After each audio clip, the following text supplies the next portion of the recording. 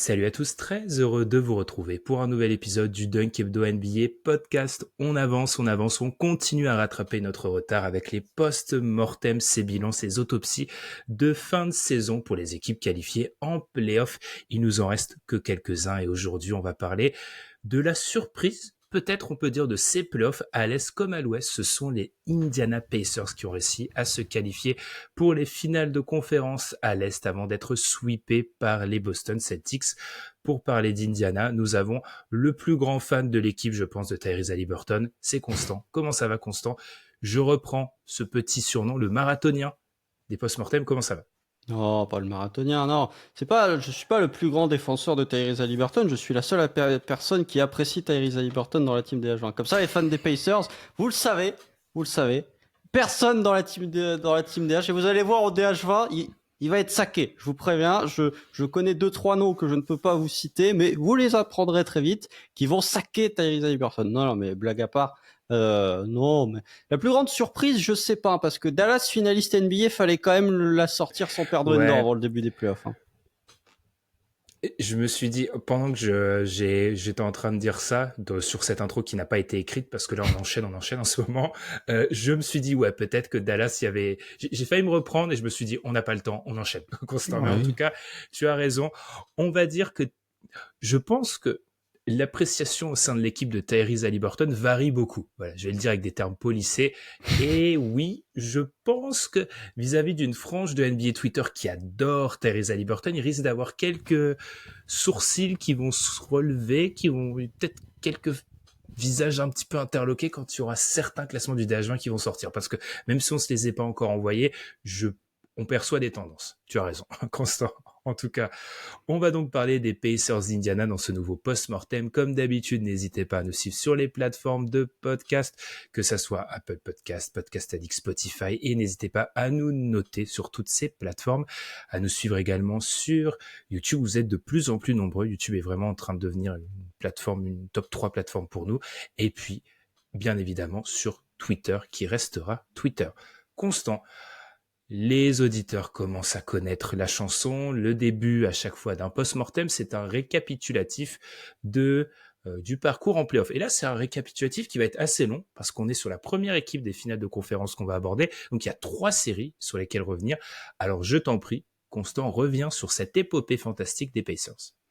Assez long, je sais pas, parce que je me disais, honnêtement, le premier tour des Pacers, il a été couvert dans le post-mortem sur les Bucks. Le deuxième tour des Pacers, il a été couvert dans le post-mortem sur C'est les vrai. Knicks. Et le troisième tour des Pacers, j'avais fait un point avec Adrien quand il y avait 2-0 pour Boston. Donc finalement, on a pas mal parlé d'Indiana, on va dire, en arrière-plan. On les a pas évoqués de manière frontale. En tout cas, c'était pas le sujet. Mais voilà, Indiana finaliste de conférence pour la première fois depuis 2014. Donc depuis une dizaine d'années, non, mais Indiana qui a quand même attendu le dernier soir de la saison régulière pour valider son ticket pour les playoffs sans passer par le play-in, qui se retrouve finaliste de conf. Bon, ça fait penser à une certaine équipe de Géorgie. Je cherchais l'État. Non, ça fait penser à une certaine équipe de Géorgie, mais j'aime bien un petit peu faire des parallèles, on va dire, entre Indiana et Atlanta. Non, mais toujours est-il que au premier tour, voilà, c'est un premier tour maîtrisé face aux Bucks, même si les blessures, bien évidemment, que ce soit de Damian Lillard ou que ce soit de Giannis Antetokounmpo aide bien à remporter ce premier tour, mais voilà, on a vu quelques interrogations, on va dire, sur le début de série potentiellement, notamment sur Tyrese Haliburton, qui a été, je pense, c'est sa moins bonne série des trois. On va directement entrer dans le vif du sujet. Je pense que c'est sa moins Mmh. bonne série des trois, et que c'est peut-être le troisième, voire même le quatrième meilleur joueur sur la série face aux Bucks. Là où Pascal Siakam a été excellent, là où Miles Turner a été très bon, Andrew Nembhard a été très très bon aussi, Obi Toppin, enfin l'apport du banc, j'en parlerai juste après, mais voilà. Victoire face aux Bucks, il fallait quand même, on va dire assurer l'essentiel à partir du moment où Giannis était out et à partir du moment où tu prends quand même une bonne volée, on va dire, sur le Game 1, il fallait quand même réussir à revenir dans cette série. Face aux Knicks, j'en ai parlé. Bon, c'est une série où ils sont menés 2-0, où ils sont à pas grand-chose de se retrouver menés 3-0. Et il faut un petit peu un miracle d'Andrew Nembhard pour réussir à revenir. Match 4, c'est un petit peu la concrétisation de tout le potentiel offensif d'Indiana avec beaucoup de spacing, beaucoup de tirs qui rentrent dedans, du jeu sur pick and roll, du jeu sur transition. Ils ont vraiment été excellents sur ce match 4. C'est peut-être même l'un de leurs meilleurs potentiellement sur l'intégralité de ce round de playoff. Ils finissent en 7 à New York. Alors oui, New York, on l'avait évoqué dans le post-mortem sur les Knicks, il manque à peu près 14 joueurs plus la moitié du coaching staff, j'ai envie de dire, en termes de blessés. Mais encore une fois, c'est ce que je dis, il faut réussir à remporter ces matchs et peut-être que toutes les équipes ne seraient pas parvenues à remporter un match 7 à l'extérieur, surtout au Madison Square Garden. En plus de ça, avec une équipe dont les joueurs majeurs n'ont pas tous connu des matchs 7 à l'extérieur. Donc il fallait quand même assurer l'essentiel. Et face à Boston, on en avait parlé avec Adrien quand Indiana s'était retrouvé mené 2-0. Des regrets, j'ai envie de dire, parce que quand tu perds 3 matchs serrés dans le clutch face à Boston, c'est pas normal. Déjà, perdre des matchs dans le clutch face à Boston, c'est pas normal. Je sais pas si c'est à mettre au crédit de Boston ou si c'est à mettre au discrédit d'Indiana, mais quand tu perds des matchs serrés face à ces Celtics, normalement, c'est là où tu es censé être en position de force et c'est là où tu as un peu, voire même beaucoup péché, puisque le match 1, tu le perds alors que tu dois le remporter tous les jours. Le match 3, c'est pareil. Le match 4, c'est pareil. Donc, voilà, moi, je suis pas super fan de ces graphiques qui ont un peu tourné sur Twitter après l'élimination en disant oui, vous avez vu en termes d'écart de points au total, c'est l'un des sweeps les plus serrés qu'on a vu de l'histoire. J'ai l'impression Indiana, ils sont tout le temps dans les sweeps les plus serrés de l'histoire. C'est-à-dire que déjà face aux Cavs de LeBron en 2017, c'était un des sweeps les plus serrés de l'histoire en écart de points. Là, ils sont encore là-dedans. Voilà, moi, je suis pas très fan de ça pour on va dire utiliser l'écart de points sur une série pour justifier que ça a été plus serré que le score final. Parce que potentiellement, si tu as une série qui revient partout, Boston n'approche pas du tout les matchs suivants de la même manière, donc ça peut donner des écarts plus gros. Toujours est-il que Boston, Boston. Voilà. Toujours est-il que Indiana s'est quand même bien battu sur cette série. Ils n'ont pas à démériter, surtout que voilà, Tyrese Haliburton manque la moitié de la série avec l'éclosion, j'ai envie de dire d'Andrew Neymar en tant que porteur de balle sur les 2 derniers matchs. Donc voilà, un run très satisfaisant pour une équipe qui est en année 1. Allez, ouais, en année 1, une et demie à peu près la version 1.5 de cet effectif ou la 0.5 en fonction de l'arrivée de Pascal Siakam. Donc voilà, un run très satisfaisant pour cette équipe, même si il faut l'avouer, il faut pas le nier ni le cacher. Ils ont eu beaucoup d'éléments favorables et de circonstances favorables au niveau des blessures côté des équipes adverses. C'est ça, tu te posais la question, Constant, entre crédit pour les Celtics, notamment crédit pour les Pacers ou discrédit pour les Celtics. Par exemple, tu vois, quand tu prends typiquement les fins de match, les Pacers dans les séries précédentes ont parfois un peu pêché sur les fins de match, donc à voir à quel point c'est pas quelque chose qui sera répété. Mais pour un peu résumer ce que tu as dit, ou en tout cas pour prolonger ce que tu as pu dire, je vais pas tomber sur les Pacers parce qu'il faut gagner ces séries malgré des circonstances favorables, mais de l'autre, on ne peut pas écarter des circonstances qui ont été globalement favorables. On pourra résumer ça en disant que ils ont su profiter de des circonstances pour se hisser en finale de conf. Après, sur la série contre les Bucks, j'en ai parlé dans le post-mortem, j'étais là aussi pour, comme tu l'as dit, pour le Knicks. Pour revenir un peu sur cette finale de conf par rapport aux Celtics, comme tu l'as dit, s'abriter derrière l'écart de points, c'est peut-être pas satisfaisant, mais j'avais vraiment peur, personnellement, à l'entame de cette série, j'en ai pas parlé dans l'émission, qu'ils se fassent ouvrir par les Celtics. J'avais vraiment peur de ça, et il n'empêche, sur la série, ils ont été dignes, et si tu écartes ce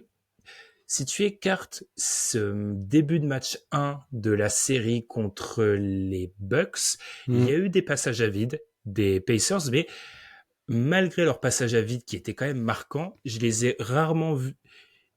selon moi rarement vus complètement en dehors de leur sujet sur l'intégralité d'une mi-temps ou d'un match. Selon moi, leur pire perf, c'est le match 1 de la série contre les Bucks, et après, ils ont eu des trous, parce que oui, il y a des pannes en termes d'adresse, il faudra y revenir là-dessus, il y a des pannes en termes offensifs chez cette équipe qui est parfois assez inquiétante pour l'équipe qui a su se hisser à ce niveau-là, mais je trouve qu'ils ont toujours été dans le vrai. Voilà, c'est ce que je peux dire. Après, j'avoue que certains fans des Pacers nous l'avaient fait remarquer, mais j'ai du mal à complètement m'ôter de la tête le Hawks 2021. Je suis désolé, moi c'est une comparaison qui va m'obséder parce que je trouve qu'il y a trop de parallèles, on l'a souvent fait en interne. Ouais, après, Je sais pas si c'est je sais pas si c'est leur pire défaite, parce qu'il y a quand même la deuxième mi-temps du match 5 face aux Knicks, là où ils en prennent plus 30 avec un plus 40, enfin, avec Ouais, c'est vrai. 45 points de Jalen Brunson. La deuxième mi-temps, ils sombrent complètement. Et j'en avais parlé avec Adrien, pour moi, sur le match 2, deuxième mi-temps, tu sens quand même qu'il y a une classe d'écart, c'est-à-dire que Indiana s'accroche, enfin, face à Boston. Tu sens quand même qu'il y a une classe d'écart entre les deux équipes, et effectivement, disons que comme je fais pas spécialement confiance à Boston, je m'attendais pas à ce qu'ils se fassent éclater. Je pensais voilà que ça allait être dans des scénarios comme ça. Je pensais même qu'ils étaient capables potentiellement de prendre un ou deux matchs par-ci par-là, mais effectivement d'avoir loupé le coche sur le match 1, ça a globalement entériné le résultat de la série. Mais ils sont restés voilà, c'est après comme on dit, on parle beaucoup des Hawks 2021, on parle beaucoup des blessures. Finalement, Indiana peut très bien se dire, bah oui, mais nous, on n'a pas eu Tyrese Haliburton au moment où on était mené 2-0 et au moment où il a fallu jouer 2 matchs chez nous. Donc c'est aussi, donc Mhm. leur star à elle, enfin leur star à eux a aussi connu des soucis de blessure, sachant qu'ils ont fait tout ce run de playoff sans Bénédicte Mathurin, qui était quand même un joueur utile de la rotation et qui venait aussi s'inscrire dans un effectif une nouvelle fois de très grande qualité. C'est vrai que ce match 1, c'est tournant de la série. Je ne citerai pas de nom, mais certains membres de l'équipe ont dit faute professionnelle de le perdre, ce match 1. Donc effectivement, il a laissé des traces dans cette série. Et ben Constant, enchaînons avec les trois problématiques que l'on met en avant. C'est la tradition de ce post-mortem. Et cette première problématique, je suis désolé, je ne peux pas m'empêcher de penser à mes Hawks. Faut-il jouer la continuité et penser que les progressions internes pourront leur permettre de revenir en finale de conf à l'Est? Constat, est-ce qu'il faut jouer sur la continuité? Mon petit doigt me dit que tu vas me dire non.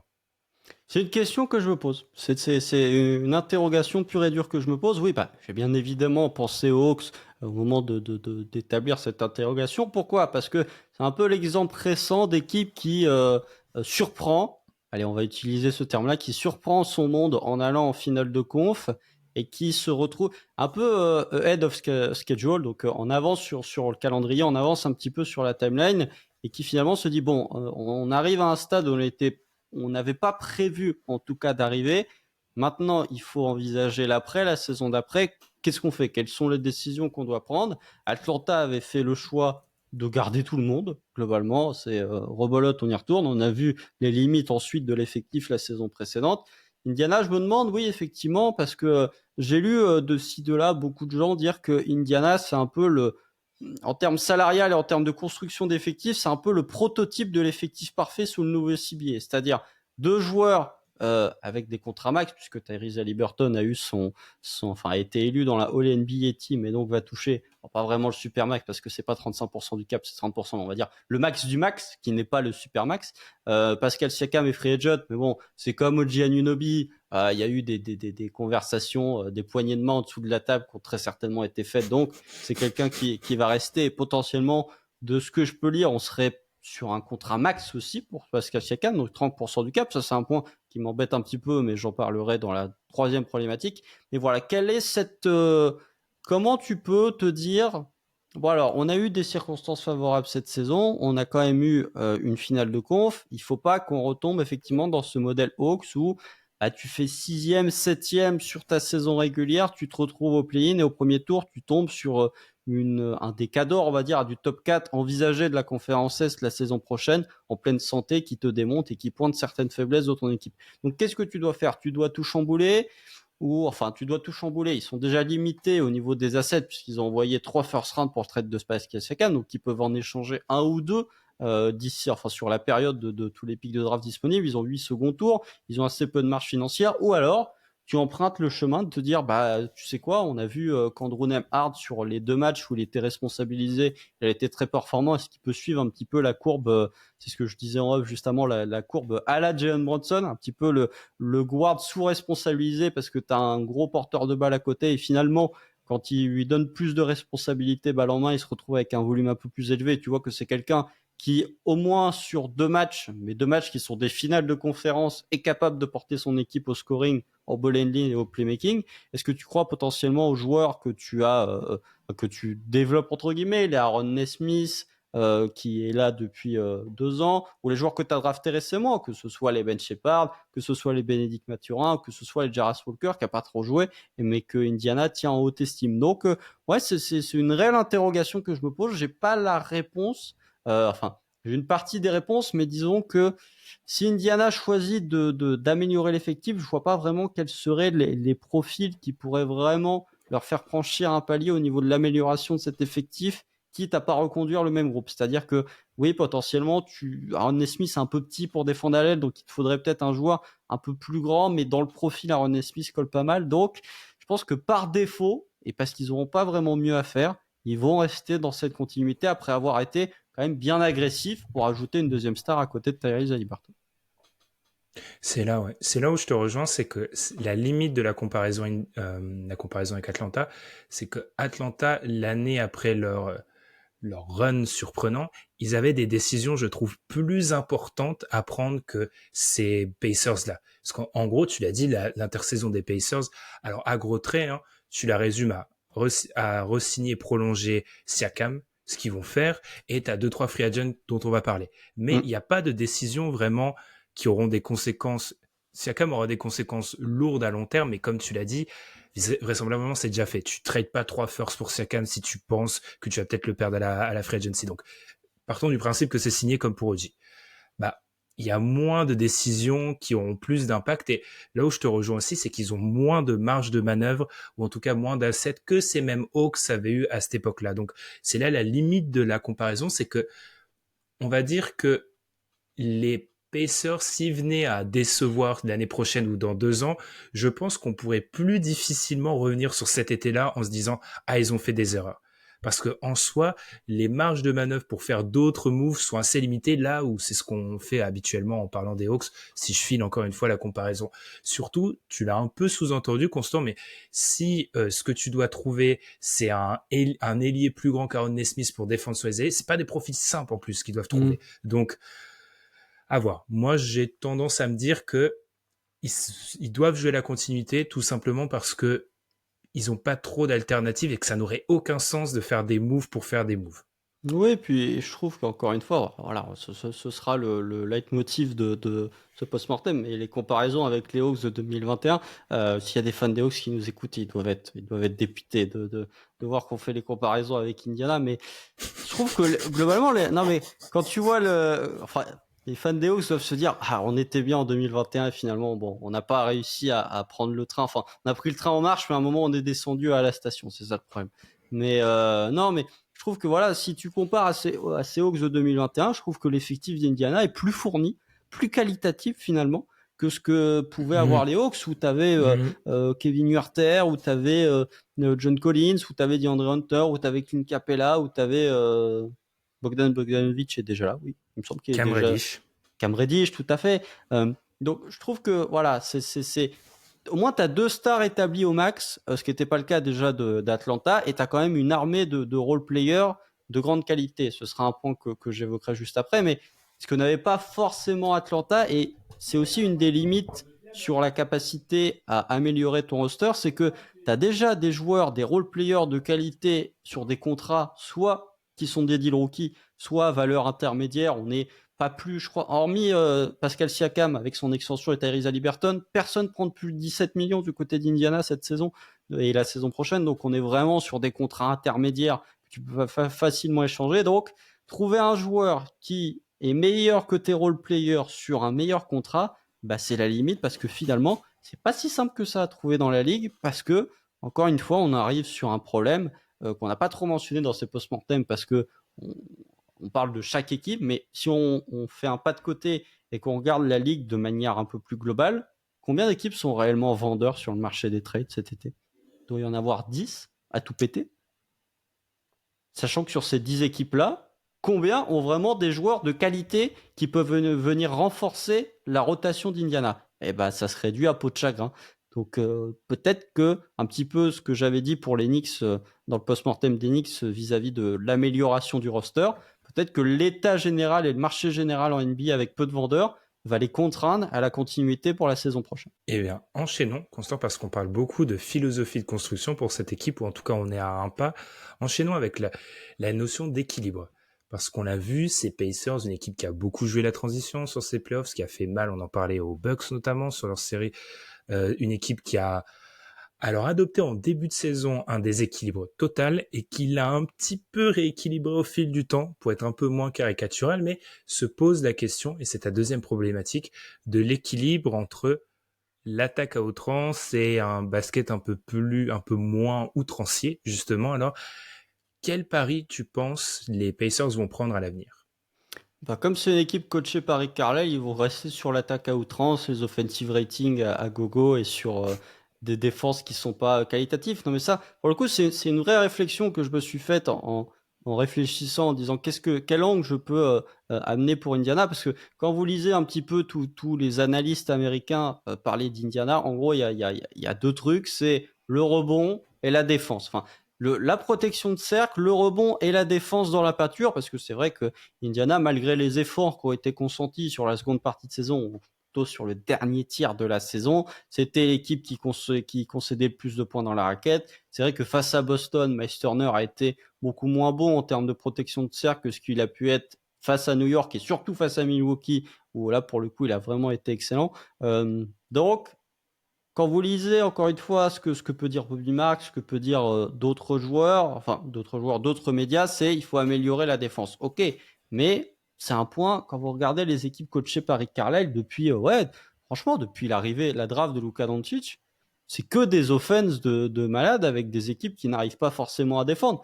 On peut jamais reprocher aux équipes coachées par Rick Carlisle de pas avoir d'identité, mais par contre l'identité elle est très marquée du côté offensif. Je pense que cette équipe d'Indiana, c'est peut-être un point qu'ils peuvent mettre en avant par rapport à d'autres équipes, par exemple, pas face à Phoenix, mais par exemple face à des Bucks ou face à des Sixers qui vont construire leur roster durant l'intersaison, c'est que c'est une équipe avec une identité claire et définie, ce qui n'est pas le cas forcément, comme je l'ai dit, de Milwaukee ou des Sixers. Donc, ça peut être une possibilité. Je suis pas sûr que réduire la défense, quitte à sacrifier, enfin augmenter tes défenseurs, quitte à sacrifier un petit peu ton rendement offensif, soit forcément la meilleure solution. On l'a vu par exemple avec les Kings, qui ont essayé sur certaines situations, après la blessure de Kevin Huerter et la blessure de Mike Monk, de mettre du Keon Ellis, mais on voyait que l'attaque finalement, la défense était bonne, mais que l'attaque pêchait et qui restait un petit peu au même plafond. J'ai peur aussi de cette théorie des Kings de l'an dernier où tu avais beaucoup de shotmaking chez ces Pacers cette saison, où tu avais quand même beaucoup de jeux de transition, et j'ai peur que les équipes trouvent une espèce de faille, ou en tout cas trouvent un moyen de limiter cette attaque d'Indiana avec peut-être un échantillon plus grand, avec peut-être plus d'analyse vidéo, plus de décryptage vraiment de comment le jeu Indiana fonctionne et une meilleure préparation. Donc ouais, pour moi c'est une réelle problématique. Est-ce qu'ils vont partir sur cette optique de se renforcer défensivement? Je suis pas sûr. À voir si les profils, encore une fois, qui restent entre guillemets au placard sur la saison rookie, comme Jarrett Walker, qui a été drafté, parce que globalement c'était un bon protecteur de cercle, même s'il sait faire des choses en attaque. Peut-être que la progression interne, j'ai envie de dire, de certains joueurs, va leur amener à avoir un meilleur rendement offensif, parce que je suis désolé, même sans améliorer le roster de manière globale, c'est une équipe qui peut mieux défendre. Quand on voit les investissements défensifs qui sont fournis par certains joueurs de ces Pacers, notamment sur les lignes extérieures, pour ne pas citer Tyrese Haliburton, je veux dire, quand tu es systématiquement impliqué sur le pick and roll pour forcer un switch et pour que les équipes adverses attaquent sur toi, surtout dans les situations clutch, encore une fois, ça me fait penser à un triangle, et Tyrese Haliburton n'a pas les mensurations de triangle, n'a pas la mobilité. Disons qu'il est plus grand et il peut quand même un peu moins se faire prendre, soit de vitesse, soit de taille que ce qu'était K triangle. Donc il doit être un meilleur défenseur que ça. Donc je pense que ils vont rester sur cette optique de garder cette identité d'équipe qui joue très vite sur transition, qui est un petit peu, comme ce qu'étaient les Mavs, encore une fois, sous Luka Doncic, très offensive, mais ils peuvent être meilleurs défensivement sans avoir des renforts en termes de trade, juste avec des joueurs qui sont plus impliqués dans le rendement défensif et qui sont plus impliqués, que ce soit dans le jeu off-ball ou que ce soit, on va dire, dans les efforts que tu peux consentir lorsque tu te retrouves à défendre sur le vis-à-vis pour empêcher Miles Turner de devoir se retrouver à combler toutes les brèches qui sont. Je suis complètement d'accord avec toi. Je pense beaucoup à c'est la série que je pense que j'ai le plus vu des Pacers, en tout cas que j'ai le plus disséqué, on va dire ça comme ça, contre les Bucks. Le personnel est pas mauvais. Hein. C'est là où, encore une fois, refaisons la comparaison qui va faire ce podcast face aux Hawks. Tu l'as déjà dit, Tyrese Haliburton, c'est pas très long, et surtout au niveau de la longueur des bras, voilà, c'est pas très long. Donc sur la ligne de passe, il peut être beaucoup plus influent. Il peut pas se faire prendre à chaque pick and roll, comme ça a été le cas notamment dans la série contre les Celtics. Et là où je suis d'accord, c'est que moi, je vois cet effectif.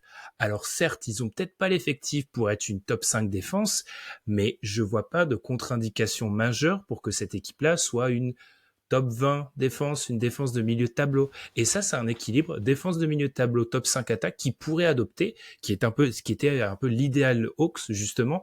Et là où, du côté des Pacers, je vois pas de contre-indication. En plus, avec un Pascal Siakam qui pourrait être un peu plus, du coup, euh, re-responsabilisé au niveau de la défense, parce que c'était un peu bizarre la défense de Pascal Siakam sur les derniers moments à Toronto. Donc avec cet effectif-là, un effectif qui est comme assez athlétique aussi, c'est une dimension qui a été beaucoup mise en avant par Indiana. Moi, je vois, pour moi en fait, c'est pas un choix qu'ils doivent faire, c'est une amélioration des joueurs en tant que tel. Et surtout, je finirai là-dessus, vraiment sur la notion de off-ball, défense loin du ballon, ils se font mais ridiculiser. Il y a trop de fois où tu vois vraiment que c'est une équipe qui manque d'expérience et qui manque de vécu en fait, et des joueurs qui manquent de vécu en NBA, parce que sur des backdoors, etc., ils se sont fait avoir par absolument toutes les équipes qu'ils ont joué en playoff cette année. Tu gommes ces petites erreurs-là, t'ajoutes un peu plus d'intensité, et c'est une équipe qui peut vivre sur son équilibre actuel, je pense, sans trop avoir peur. Et c'est ce qu'ils étaient sur le post-All-Star Break. Il me semble qu'ils sont 17e ou 18e défense au rating défensif. C'est là où on avait vu que l'équipe avait progressé. Mais c'est aussi une des limites, j'ai envie de dire, c'est que si tu vas dans cette identité full offense, de dire, OK, on va être, je sais pas, la première ou la deuxième équipe au rating offensif et on va outscorer les équipes plutôt que les maintenir au niveau des points. Bah, en saison régulière, ça va fonctionner. Par contre, quand tu arrives en playoff et que tu te retrouves face à Boston, qui est la première ou la deuxième attaque NBA, mais par contre qui est de l'autre côté et la deuxième défense NBA, bah, tu vas avoir certaines limites. Ça peut marcher sur des séries de pure opposition de style, comme ça a été le cas face aux Knicks, par exemple. Encore une fois, même sans l'aspect blessure, juste sur l'aspect terrain, tu avais une vraie opposition de style entre les Knicks qui jouaient extrêmement lentement et pour qui l'attaque reposait sur Jalen Brunson. Allez, Isaiah Hartenstein va te poser un écran et puis après tu te débrouilles, tu fais ce que tu veux. Et le jeu très collectif d'Indiana où encore une fois, comme l'était Dallas, et finalement c'est un peu ce qui se rapproche, j'ai envie de dire, de la version récente. Disons que en termes de jeu collectif et en termes de capacité à créer des paniers via des passes décisives et via du mouvement, Indiana est un peu dans la lignée de ce que pouvait faire Golden State ces dernières années, post-départ de Kevin Durant. Donc voilà, je trouve que on était dans deux oppositions de style, et ça peut marcher sur des pures oppositions de style, mais quand tu arrives sur une équipe extrêmement complète, comme peut l'être Boston, tu as toujours certaines limites, et là, pour le coup, c'est des limites que tu peux difficilement combler en disant, bon, on a été mauvais défensivement toute la saison, c'est pas une équipe qui va être capable de hausser son niveau de jeu défensif, parce que comme tu l'as dit, certains joueurs, et encore une fois, des joueurs comme Tyrese Haliburton sont en train d'acquérir des mauvaises habitudes, j'ai envie de dire, défensives, dont il va falloir se dépatouiller, et c'est pas forcément des joueurs qui sont intéressants défensivement comme Aaron Smith ou comme Andrew Nembhard qui vont pouvoir combler certaines brèches. Je te propose d'aller vers ton troisième point, Constant, parce que pour moi, ça rejoint, il y a un espèce de lien avec ce que tu as dit, parce que selon moi, alors oui, cet équilibre-là qu'on leur propose sera pas suffisant contre des favoris, voilà, ou des équipes qui sont premier chapeau. On parlait des chapeaux de favoris, peut-être contre des équipes de premier chapeau, de top 3, top 4 favoris, ça sera peut-être pas suffisant, mais est-ce que justement, c'est pas la limite de cet effectif, c'est-à-dire que en l'état, je tords un peu ta question, mais en l'état, ça reste une équipe qui, dans quelques semaines, quand on fera notre espèce de revue d'effectifs NBA, sera pas dans le premier chapeau des favoris. Ils seront dans le deuxième peut-être, et ça reste une équipe qui est limitée, notamment par le fait que, regardez, c'est une théorie à laquelle on accorde beaucoup d'importance. Le meilleur joueur d'Indiana est preview des H20, pas un des 10 meilleurs joueurs de l'NBA déjà. Je m'avance pas trop en disant ça, et ça pose un premier problème de plafond pour cette équipe. Oui, enfin, disons que quand tu regardes c'est ce que je disais, c'est que le collectif d'Indiana et vraiment les role players d'Indiana sont quand même de très grande qualité. C'est-à-dire que bon, TJ McConnell fait des playoffs de malade. Enfin, honnêtement, je pense que il me semble que c'est aussi Bobby Marks qu'on a parlé. Hormis Nasrid, je crois qu'il y a et encore, je suis même pas sûr qu'il y a un joueur en sortie de banque qui a été plus productif et plus valuable sur l'intégralité de toutes les équipes de playoff que TJ McConnell. Franchement, il a été parfait. Il a été parfait.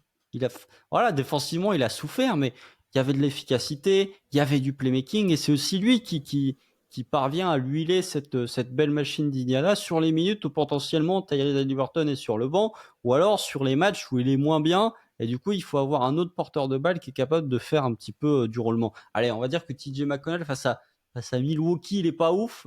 Mais après, tu regardes face à Boston, il est excellent. Et face aux Knicks, il est excellent aussi. Donc voilà, Andrew Nembhard, comme je l'ai dit, moi c'est un joueur déjà que en sortie de draft que j'appréciais pas mal. Bon, il sortait de Gonzaga, il jouait avec Chet Holmgren d'ailleurs, parce que je ne represse pas mes mauvaises habitudes de nom de famille, mais il jouait avec Chet, donc forcément j'avais un peu plus vu Andrew Nembhard que ce que j'avais pu voir d'autres prospects. J'avais bien aimé notamment sur sa saison rookie, et là ces 2 derniers matchs me laissent un petit peu porteur d'espoir, même si voilà, raison gardée, je vous dis pas que ça va devenir un top 30 NBA, mais je pense qu'il y a un vrai développement interne qui peut se faire sur lui. Pour regarder encore une fois Aaron Nesmith, bon, j'ai critiqué en disant que défensivement, potentiellement, c'était pas forcément le profil parfait à mettre sur des ailiers de grande taille, mais il est quand même très productif. Ben Shepherd est bien sorti sur certains matchs et a pu remplacer et compenser certaines absentes. Pour regarder encore une fois Miles Turner qui, pourtant, l'Arlésienne Miles Turner peut quitter Indiana, on l'a eu pendant je sais pas combien d'années, et finalement, on est arrivé au point où, oui, il a ses faiblesses, hein. Honnêtement, c'est pas un joueur parfait, même défensivement, c'est pas le protecteur de cercle ultime, mais c'est quand même, encore une fois, dans ces schémas offensifs d'Indiana, c'est quelqu'un qui est très utile. Et voilà, je trouve que globalement, au niveau des role players, c'est très bien huilé, ils sont sur de très bons contrats. Par contre, sur les 2 leaders, sur les 2 meilleurs joueurs, j'ai quelques incertitudes parce que c'est ce que j'avais dit sur le podcast avec Adrien quand il y avait 2-0 pour Boston, c'est que blessure, pas blessure, je sais pas, découverte de playoff, on peut peut-être lui accorder quelques circonstances atténuantes, mais toujours est-il que Tyrese Haliburton a montré certaines lacunes, voire même de très grosses lacunes sur ses playoffs 2024, que ce soit en matière de leadership, que ce soit en capacité de prendre les choses en main, contrairement encore une fois à Jalen Brunson, toujours pour comparer potentiellement vis-à-vis des autres joueurs que Indiana a pu affronter, des autres superstars, des autres joueurs présents dans le DH20 qui a pu affronter Indiana sur cette campagne de playoff. Il a manqué sur certains matchs. Alors, je ne jetterai pas l'intégralité des playoffs de Tyrese Haliburton comme peuvent le faire certains. Pour moi, il y a des vrais matchs de domination. En tout cas, il y a des vrais matchs où il est important au scoring. Enfin, il n'a pas mis 19 points sur tous les matchs. Il y a des grosses perfs, il y a des matchs à 35 points. Mais au sein de certains matchs où il a été capable de mettre 34 points, il s'efface malgré tout sur certaines séquences, notamment le match 2 face aux Knicks, où il doit mettre, je sais plus, 25 points, je crois, en première mi-temps, et en deuxième mi-temps, il disparaît complètement. Donc moi, ça m'inquiète un petit peu. Le cas de Pascal Siakam, qui globalement a remarqué des points dans mon estime sur cette campagne de playoff, parce que au global, ça a très certainement été le meilleur joueur des Pacers sur cette campagne de playoff, mais on sait que Pascal Siakam, le profil est limité. C'est-à-dire que, bon, il rentrait ses 3 points sur cette campagne de playoff, mais en termes de shotmaking, c'est régulièrement parmi les pires joueurs en termes d'efficacité sur pull-up. Et son efficacité à 3 points, elle était bonne enfin, même pas en playoff, elle était bonne sur la régulière, parce qu'en playoff, il a pas vraiment mis dedans à 3 points, mais il a trouvé des moyens de scorer via du post-up ou un petit peu de jeu à mi-distance. Mais c'est pas un joueur, voilà, c'est, at best, Pascal Siakam, c'est un joueur qui clôt un petit peu le DH20 comme ça a été le cas en 2022, il me semble, parce qu'en 2023, je suis même pas sûr qu'il soit encore présent dans le classement. Donc ouais, c'est une problématique, c'est que c'est des joueurs avec des role-players de très grande qualité. Encore une fois, la rotation à 8 et à 9, quand bien même il y a des incertitudes sur le fait que est-ce que Bitopin va rester, est-ce que potentiellement Drew Nembhard, qui est éligible à une extension à partir du mois de juillet, quel montant tu peux lui donner, etc., etc. La rotation à 8-9 des Pacers est vraiment excellente. Mais sur tes 2 leaders, moi, j'étais aux grosses incertitudes que je n'ai pas forcément sur des équipes comme Milwaukee, sur des équipes comme Philadelphie, sur des équipes comme New York, quand ça concerne Jalen Brunson et pas Julius Randle, je précise. Et c'est un petit peu l'inverse, quoi. Enfin, en gros, les équipes sur lesquelles j'ai confiance en termes de leader, c'est des équipes où, au niveau des role-players, c'est dépeuplé. Là où Indiana, j'ai confiance sur les role-players, même si faut quand même pas sous-estimer le fait qu'il y en ait peut-être certains qui est surperformé par rapport à leur niveau réel sur cette campagne de playoff. Mais c'est plus sur ces deux leaders où j'attends de voir, parce qu'on a un profil imparfait du côté de Pascal Siakam, mais on a un joueur qui certes découvre les playoffs dans le cas de Tyrese Haliburton, mais qui a quand même montré certaines grosses limites. Que dire, Constant, après tout ça? Bah, que la viabilité des Pacers en tant que projet, c'est Haliburton. Je pense pas que ça soit Siakam ou, tu l'as dit, Siakam, c'est un joueur qui a pique en fin de DH20 et c'est un joueur qui, je pense, concrètement pour moi, est un top 35 NBA sans trop de débat. Voilà, il est dans cette range-là, mais il est plus proche du 27, 28, 29 que de 18, 19, 20. Voilà, on va dire comme ça. Mais il n'empêche que sur ces playoffs, tu l'as dit, j'en ai déjà parlé dans la série notamment contre les Bucks, je l'ai trouvé extrêmement dominant et capable et c'est peut-être là une des différences que je mettrais avec Haliburton, capable de profiter des mismatchs. Là où je trouve qu'Haliburton a été effacé parfois et n'a pas su vraiment tirer parti des mismatchs, quand bien même il a su les exploiter à l'intérieur d'un même match. C'est ce qu'on a observé un peu dans l'équipe et je pense que ça sera un des grands arguments contre Tyrese Haliburton dans le DH20. Quand bien même était-il peut-être et sûrement blessé et diminué, il y a trop de variance dans son implication et dans sa prise de responsabilité offensive. En fait, où, sur des fins de match, il se dédouane un petit peu pour faire laisser d'autres role-players prendre les responsabilités. Alors c'est un peu caricatural, mais sachant que c'est le meilleur joueur de l'effectif et que c'est le joueur qui a cette double arme playmaking de qualité, scoring de qualité, il doit être en possession de la balle où il doit être vraiment responsabilisé sur ses fins de match. Après, pour la théorie en elle-même, Constant, là où je pense qu'on peut avoir un peu de, je sais pas, être assez positif pour l'avenir. J'essaie d'être positif dans ce post-mortem, c'est que rien nous dit que d'un côté on n'a pas eu des role-players qui surperforment et de l'autre rien nous dit que parmi ces role-players il n'y en a pas un qui a une marge de progression qui pourrait faire de lui le troisième meilleur joueur de cet effectif en l'état. Donc ça c'est un truc qui est super positif pour eux. Ma seule question étant, pour moi, je pense que la question globale, c'est où se situe l'objectif ultime. Si tu me dis que c'est une équipe qui veut viser le titre dans 3-4 ans, je serais beaucoup plus sceptique que si tu me dis que c'est une équipe qui a pour objectif de retrouver les finales de conf dans 2 ou 3 ans. Ce qui, selon moi, est possible, vraiment. Oui, parce que faut quand même pas sous-estimer. Alors, bien sûr, c'est des joueurs d'expérience, mais c'est quand même un groupe qui est relativement jeune.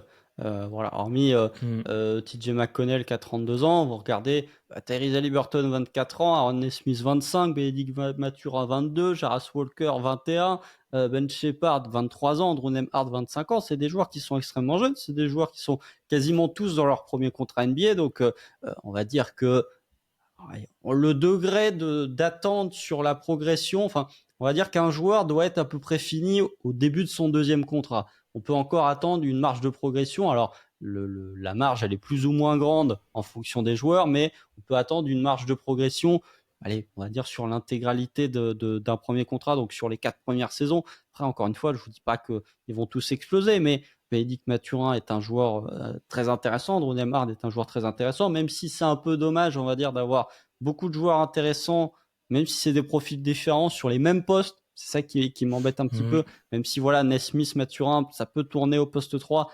Jarras Walker est un poste 4, donc voilà, c'est des profils qui sont très complémentaires. Il y a assez peu, j'ai envie de dire, réellement d'overlap, de skill set partagé entre les joueurs de cet effectif d'Indiana.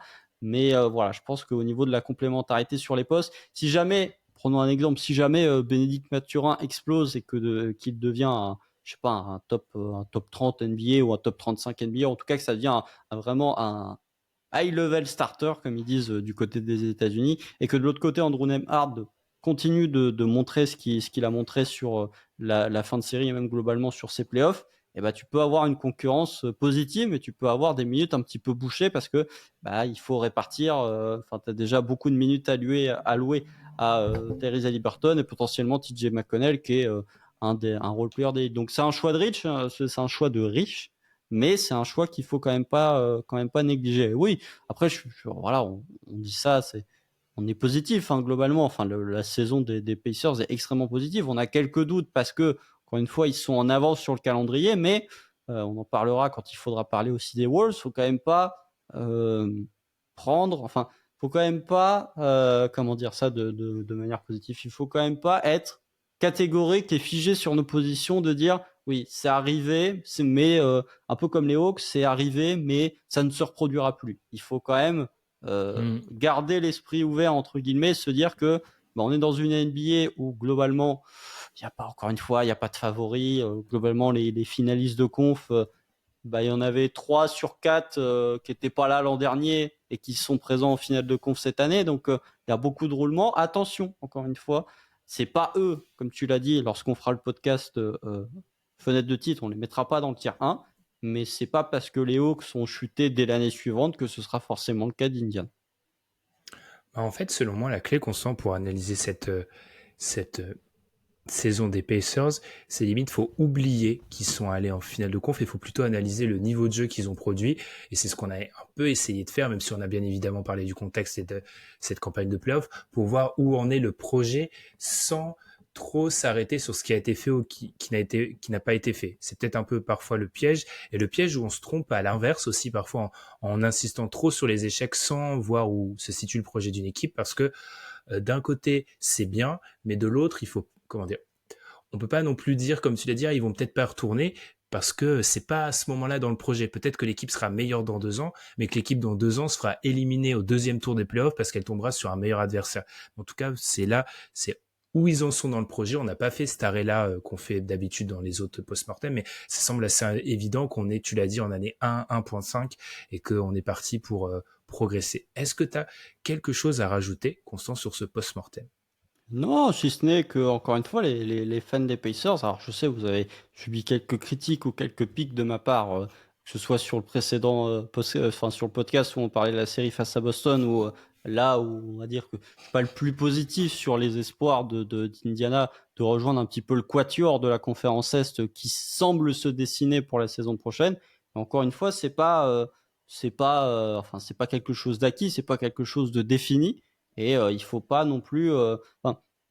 Quand on est fan d'une équipe, j'en sais quelque chose vis-à-vis de Casey, on a un peu tendance à se pencher sur, j'ai envie de dire, le négatif ou tout ce qui peut être dit de négatif ou un petit peu de sceptique du côté des analystes un petit peu global. Et je pense que les fans d'Indiana doivent être un petit peu saoulés d'entendre que oui, voilà, c'est une équipe qui est en finale de conf parce qu'il y a des blessés. Mais comme tu l'as dit, il faut aussi se concentrer sur obstruer un petit peu, être aveugle à tout ce qui se dit à l'extérieur et vraiment se concentrer sur ce que tu as vu sur le parquet. Et globalement, sur cette saison, tu as vu un Tyrese Haliburton qui a été élu au NBA, tu as vu un Pascal Siakam qui a fait sa meilleure version depuis 2 saisons, des jeunes qui progressent. Donc, je pense que si tu es fan d'Indiana, ok, tu te dis, bon, peut-être pas qu'on va peut-être pas retourner en finale de conf. En tout cas, c'est pas si tu ne retournes pas en finale de conf l'an prochain, ce sera peut-être pas un échec, mais tu peux quand même avoir un minimum d'espoir pour la saison à venir et ne pas te dire oui, en fait, on est complètement dépendant de facteurs favorables au niveau des blessures de nos équipes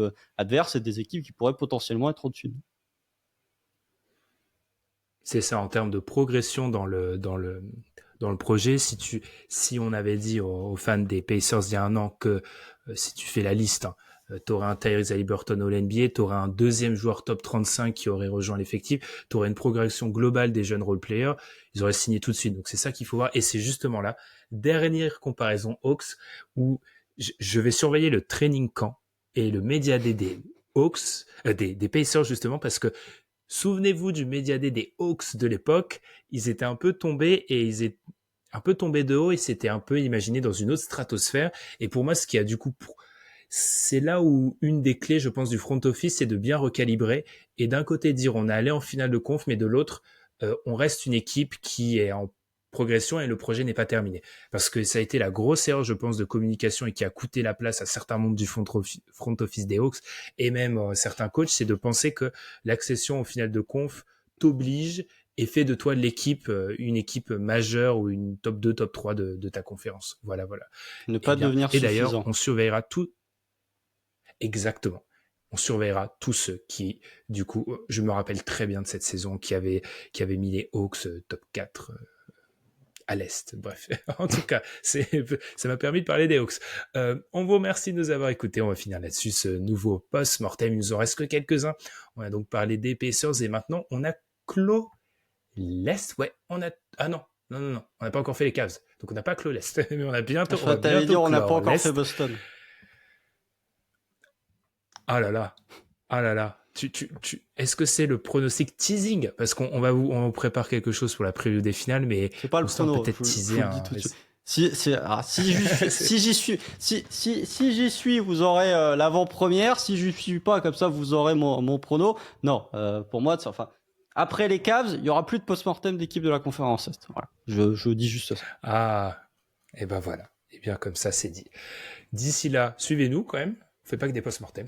Donc n'hésitez pas à nous suivre sur les plateformes de podcast, sur YouTube et sur Twitter. Et puis nous, on se retrouve très très vite parce que là, on les enchaîne en ce moment pour un nouveau post-mortem. Post-mortem, bien sûr, post-mortem. Salut Constant, à plus. Salut!